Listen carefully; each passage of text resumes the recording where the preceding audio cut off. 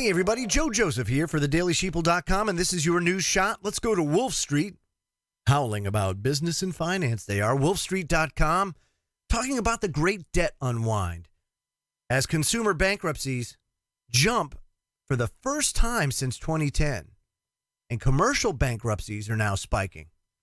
And it says, but don't blame the oil bust. It says commercial bankruptcy filings for corporations to sole proprietorships spiked 28% in March from February, the largest month-to-month move in the data series of the American Bankruptcy Institute going back to 2012.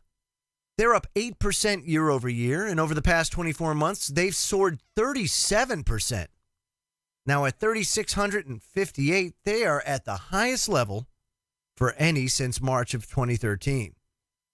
The commercial bankruptcies filing skyrocketed during the financial crisis. They peaked in March 2010 at 9,004. So, I mean, we're still a ways off from the peak. Then they fell sharply until they reached their low point in October 2015. But November 2015, there was a turning point. And it was the first time since March 2010 that commercial bankruptcy filing actually rose year over year. Now, bankruptcy filings are highly seasonal, reaching their annual lows in December and January, and then they rise into tax season, peaking in March or April and zigzag lower for the remainder of the year. And there's no plateauing. So it's very, very hard to gauge exactly where or what the trend actually is. You have to kind of pay attention to it over time, but definitely no plateauing. Lots of peaks and valleys. And what happened? Of course, the analysts at first, they blamed the price of oil and the collapse of that. And, you know, that had a lot of your domestic oil producers filing for bankruptcy. And likewise, you had a lot of people that moved to North and South Dakota, out to the, all these fracking sites that got shuttered. And consequently, people lost their jobs.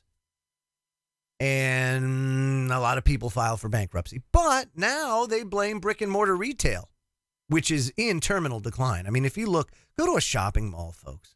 Just check that out. It's unbelievable. I went to a shopping mall the other day, probably for the first time, and I can't tell you how long. And it was an unbelievable sight. Over half of this mall was vacant. Stores just not there, and the ones that were there were not doing well. And the traffic, no traffic.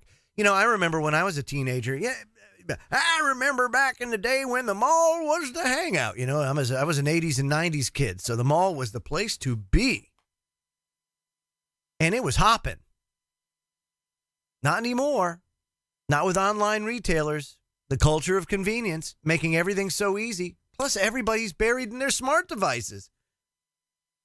And then soon the Internet of Things will become, wait till 5G rolls out.